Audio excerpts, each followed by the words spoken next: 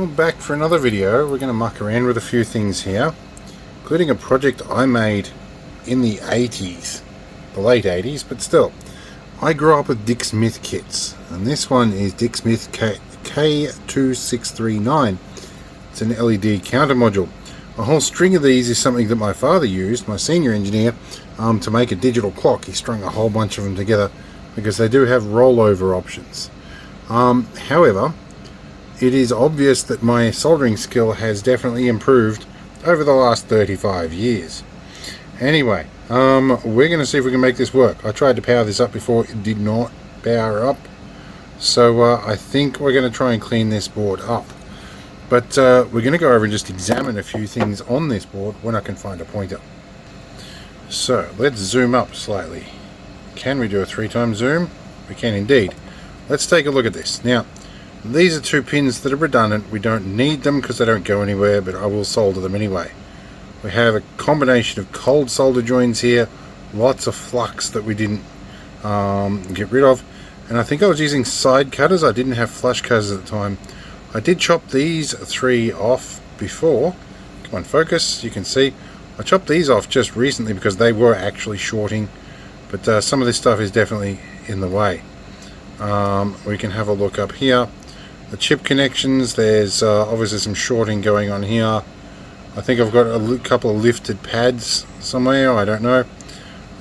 Generally a lot going on. So yeah, this one's definitely a cold solder joint here. Missing pad. Well, I didn't bother to solder that because it's not connected, but I was definitely trying to avoid soldering stuff if I could help it. Now all this unpopulated stuff here, this is used when you want to interconnect the boards. There's a bunch of extra stuff you can add in here. Not needed, not populated. Now the actual instructions for this are in the Dick Smith Fun Way into Electronics Volume 2. I have a first edition printed in 1980 and a 7th edition printed in 1983. So but yes, you can find this as a PDF online if you go looking for that book.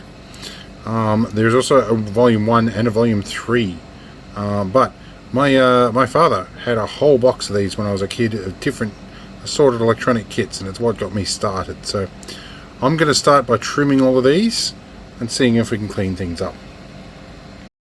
One eternity later.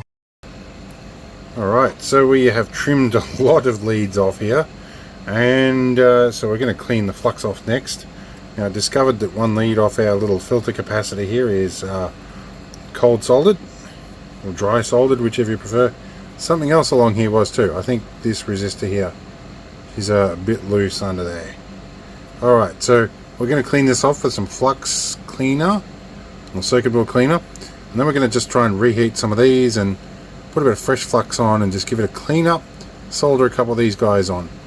We'll see what it looks like afterwards. 20 minutes later.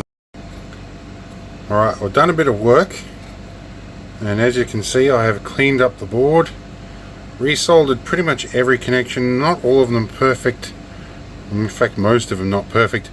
This is very heavily oxidized board, so a lot of flux went into this, and I've got it soldered back in.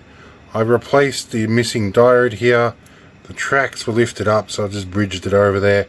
So we've got a couple of diodes in here. So the next step we've got is we've got our power supply here, which is from, this comes from a variable supply up the top here, which is that one, which is one my father made about 10 or 15 years before I built this kit. In any case, I do have other regulated outputs here. This is from a house battery, which is a little bit down tonight. I have a 9 and a 5 volt regulator. This one is from the variable supply. We're going to plug it in and see if it lights up. Hopefully we do. Take our banana plugs here, let's plug them in. We have a 1. Okay, so now I just need to find one of the up and down buttons and wire up a connection to that. Alright, we have it powered up, and actually I'm looking at the meter here and it's pulling nearly a full 1 amp on this, so these old chips were not exactly the most efficient. Let's see if we can count on a number here. We can, and it happens very quickly. So I think there'd be some damping or suppression in the circuit, I guess. I had also had to bump the voltage up just a tiny bit. Let's stick this down and try and get this to work more reliably. Back when I was playing with these things, LEDs were still pretty new. They weren't any sort of high intensity ones, and red was the most common. See, so I had that at 0, and I tapped it once and it fully rolled over. It's definitely going quick. Wow, I'm noticing the current spike. Let me have a look up the top here. Yeah, we pull about 1.5 amps when it runs. That is crazy. I'm actually noticing it fluctuate. I think that's pretty crazy that it's using that much current. Any wonder the 9-volt battery never lasted too long, but it's good to see it working and rolling through. I will have to work out how the circuit damping works. Some of that in here might be to do with that. It might be the capacitor that's just not doing its job too. That might be some of why it's rolling through really quickly, because I think the damping might be due to this capacitor. Right, so now summer has hit, so you'll probably hear the air conditioning in the background. If you don't, my voice will probably sound a bit funny because I've noise cancelled it.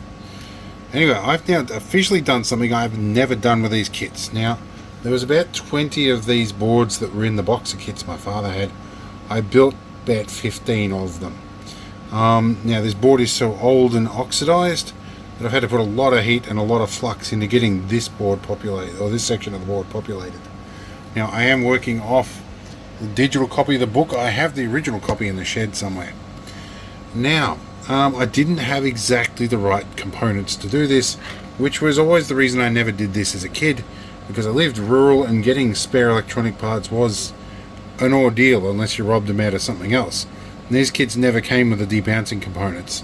So I had 9.1k resistors where it called for 10, but back in the day they used primarily 10% resistors on this, so that's well within spec. And these are 2% ones, hence they're blue and not brown or light brown like those ones. And these have a gold band which indicates 10% tolerance. These are 2%.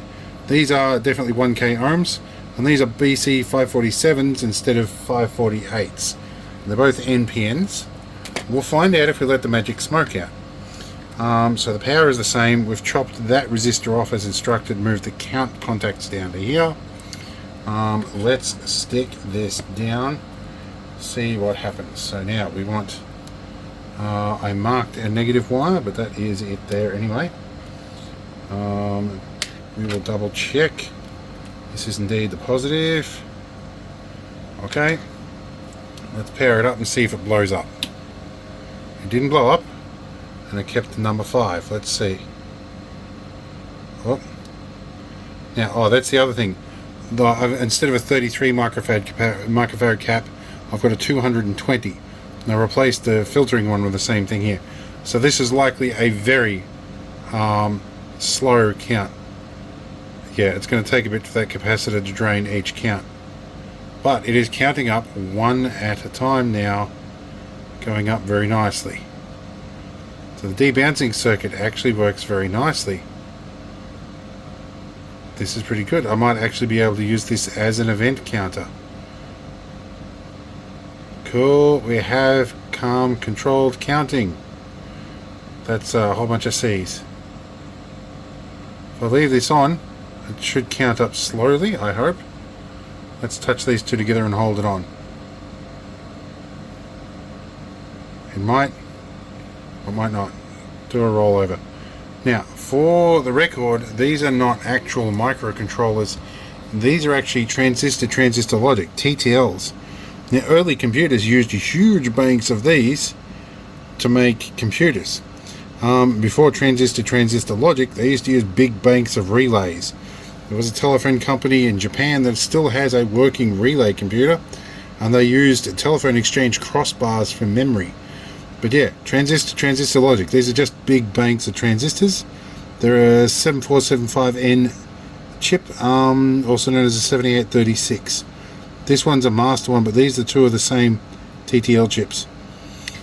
It's fun stuff and a bit of history, and I'm glad to have it working again. So yeah, hope you like the electronic stuff.